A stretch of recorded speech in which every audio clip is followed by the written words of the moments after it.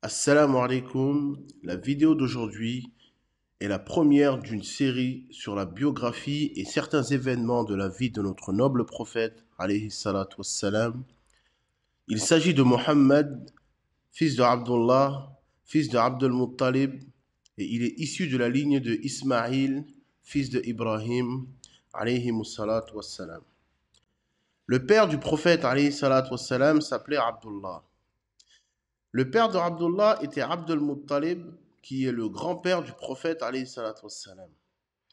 Abdul Muttalib était le fils de Hashim. Et Hashim était un descendant de Quraysh. Quraysh qui était un homme parmi les ancêtres du prophète alayhi salatu wassalam. Et Quraysh était un arabe. Et les arabes sont des descendants de Ismaïl, fils de Ibrahim alayhi salatu wassalam.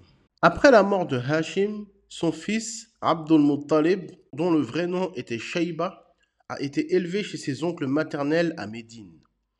Plus tard, son oncle, Al-Muttalib, est venu chercher Shayba pour le ramener à la Mecque, car il était considéré comme l'un des notables et chefs des Quraysh. En arrivant à la Mecque, les gens ont vu Shayba avec Al-Muttalib, et, en pensant qu'il était l'esclave d'Al-Muttalib, l'ont appelé Abdul Muttalib, ce qui signifie l'esclave d'Al-Muttalib. Ce surnom lui est resté depuis. Après la mort de Hashim, Abdul Muttalib est devenu le chef des Quraysh. En revenant un peu en arrière dans l'histoire, il faut mentionner que plus de 500 ans avant cela, la tribu de Khuza'a avait pris le contrôle de la Mecque et y avait introduit l'idolâtrie par l'un de leurs chefs qui se nommait Ibn al-Luhay.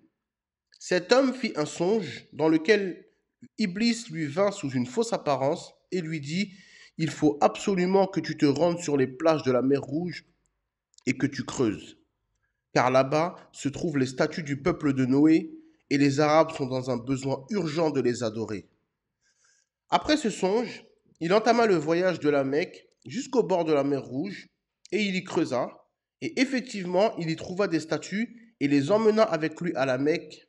Et de par cela, l'adoration des statues commença dans la péninsule arabique, changeant ainsi la religion d'Ibrahim. Qusay, un ancêtre du prophète alayhi salatu wassalam, avait réussi à reprendre le contrôle de la Mecque et y avait établi une maison de réunion pour les Quraysh, où ils discutaient de leurs affaires importantes.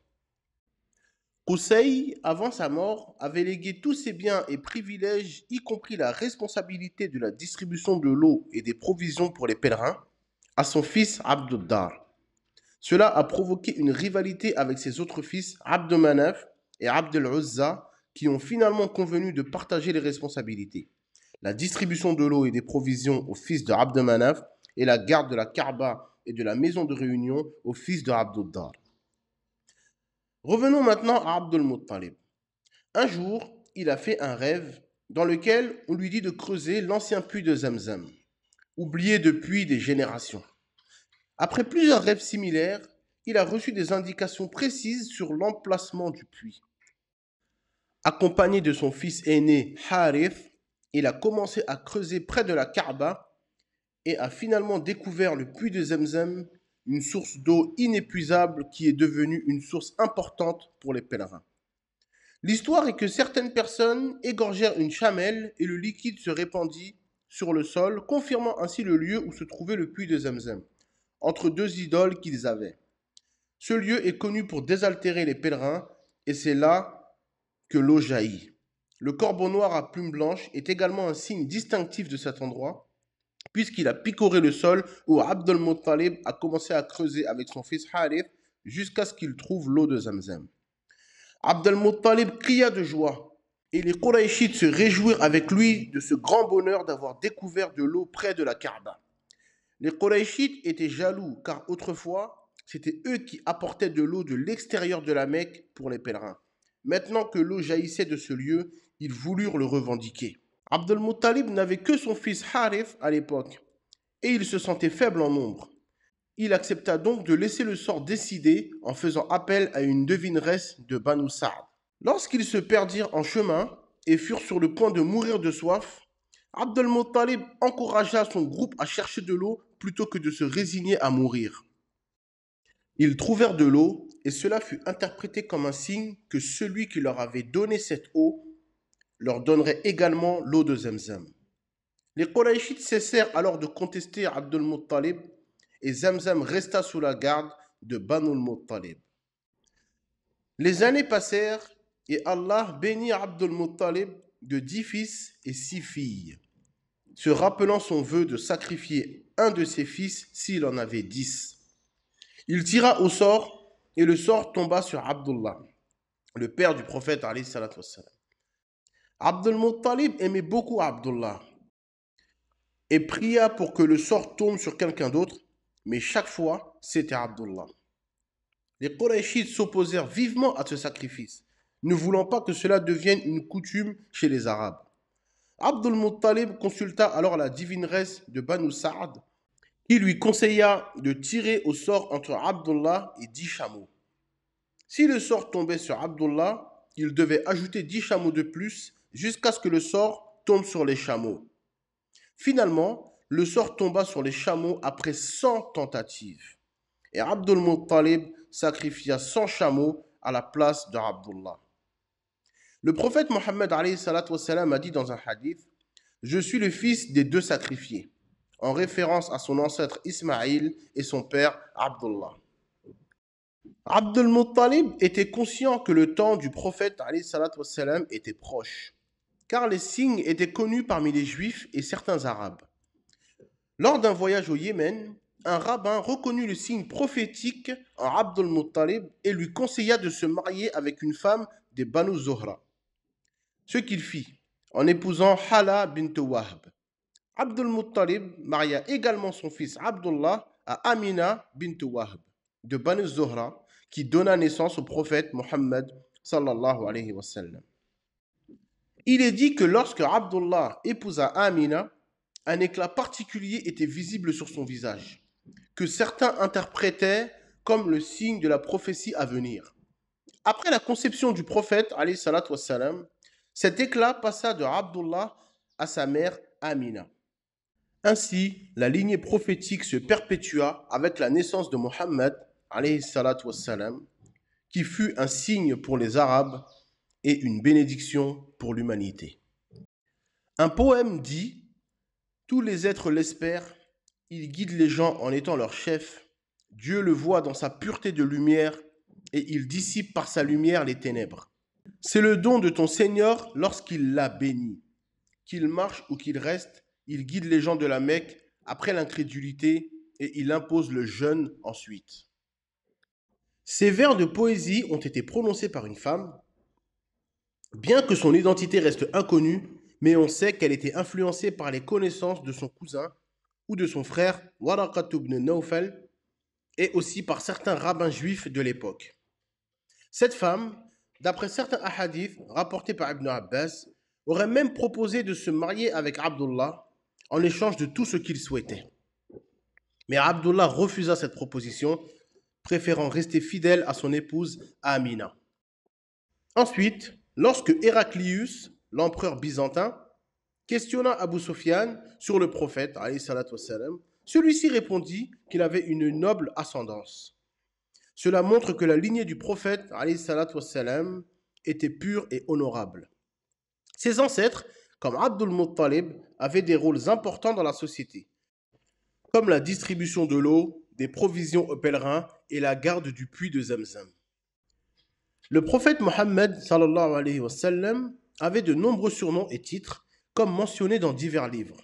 Il était appelé le maître des enfants d'Adam et leur fierté dans ce monde et dans l'au-delà. Abu al-Qasim, Abu Ibrahim, Mohammed, Ahmed, d'autres noms comme le prophète de la miséricorde, le prophète du repentir et le sceau des prophètes. Mohammed était le fils de Abdullah, qui était le plus jeune des fils de Abdul Muttalib avant la naissance de Hamza. Hamza et le prophète furent nourris ensemble par la même nourrice, ce qui fait de Hamza un oncle très proche du prophète. Le prophète avait plusieurs oncles, dont certains sont célèbres, comme Al-Harith, Al-Zubayr, Hamza, Abu Talib, Abu Lahab et d'autres. Parmi ses tantes, il y avait Safiya, la mère de Zubayr, et d'autres. Abdul Muttalib avait le privilège de donner à boire aux pèlerins et de fournir des provisions. Et c'est lui qui redécouvrit le puits de Zemzem après qu'il eut été oublié pendant très longtemps. Hashim, l'arrière-grand-père du prophète, alayhi salatu wassalam, était également un chef important des Quraysh. Il était connu pour sa grande générosité, car il offrait des festins de viande et de pain aux gens pendant les périodes de famine. Hashim et son frère jumeau Abd Shams étaient également connus pour leur rôle dans la société. Hashim obtenait des garanties de sécurité pour les caravanes commerciales des Quraysh de la part des rois de la région, ce qui leur permettait de commercer en toute sécurité. Les Quraysh avaient des accords avec les rois de Syrie, de Rome, d'Éthiopie et de Perse pour leurs routes commerciales. Le prophète Mohammed a dit « Je suis né d'un mariage légitime, pas d'une union illicite. Cela signifie que sa lignée est pure et noble. » Et il a également dit « J'ai été envoyé parmi les meilleures générations des fils d'Adam, génération après génération, jusqu'à la génération dans laquelle je suis né. » Lorsque Abdullah, le père du prophète tomba malade, il s'arrêta à Médine chez ses oncles maternels et y mourut.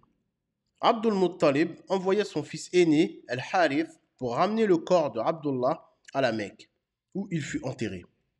Abdullah avait 25 ans à sa mort, et sa femme Amina était enceinte de Mohammed, ce qui fit de Mohammed un orphelin avant même sa naissance. Amina, la mère du prophète, racontait qu'elle avait vu en rêve une lumière sortir de son ventre, illuminant les palais de Syrie. Un ange lui dit de nommer l'enfant Mohammed, car il sera loué dans les cieux et sur la terre.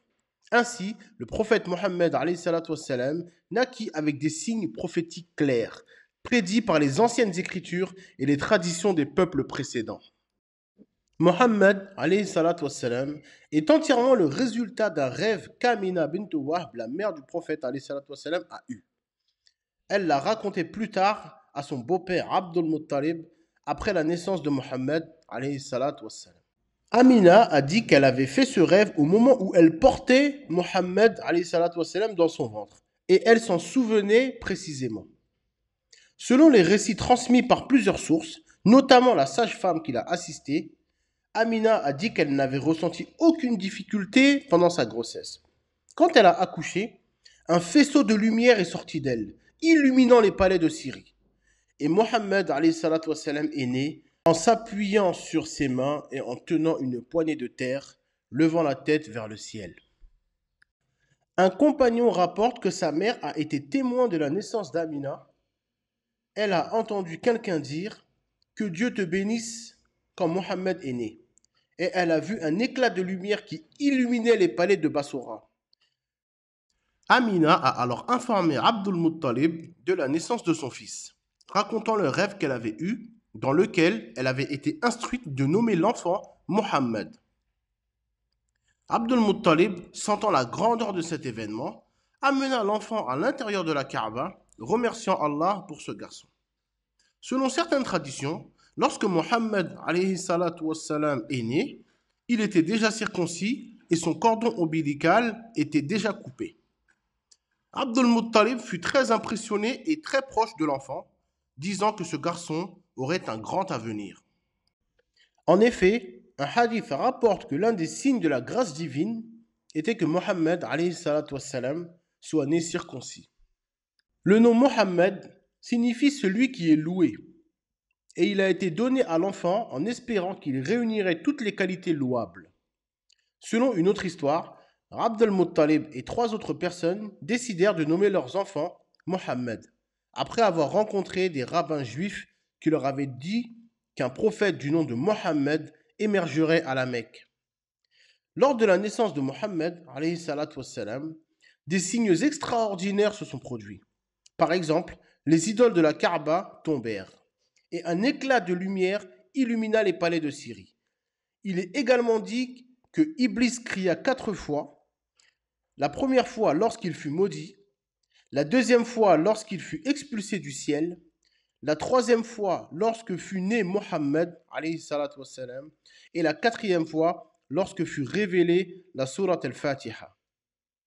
Selon Aïcha, un juif de la Mecque annonça la naissance du prophète, alayhi salatu wassalam, en disant « Cette nuit, un enfant est né, qui sera le prophète de cette communauté. » Les Quraysh furent impressionnés et allèrent vérifier la véracité de cette information, découvrant que Abdullah et Amina avaient eu un enfant qu'ils nommèrent Mohammed.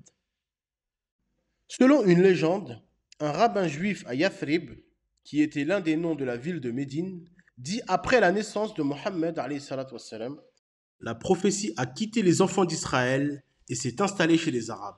Cette anticipation de la venue de Mohammed était répandue parmi certains juifs et chrétiens de l'époque. D'autres signes incluaient le tremblement du palais de Khosroès, l'empereur des Perses, et l'extinction du feu sacré de la Perse qui ne s'était jamais éteint depuis 1000 ans, ainsi que l'assèchement du lac de Sawa. Ces événements sont interprétés comme des présages annonçant la naissance du prophète Mohammed alayhi salatu wassalam. La nourrice du prophète Mohammed alayhi salatu wassalam, Ayman, une esclave affranchie par son père Abdullah. Elle a pris soin de lui après la mort de sa mère, et le prophète alayhi salatu wassalam l'affranchit et la maria à son affranchi, Zayd ibn al-Haritha, avec qui elle a eu un fils, Usama ibn Zayd, un des plus aimés du prophète alayhi salatu wassalam. Enfin, Thuwayba, la servante de Abu Lahab, fut également une des premières nourrices du prophète Mohammed alayhi salatu wassalam. Quand Abu Lahab apprit la naissance de Mohammed alayhi salatu wassalam, il affranchit Thuwayba par gratitude. Et c'est la raison pour laquelle il est rapporté que le châtiment d'Abu Lahab est allégé tous les lundis.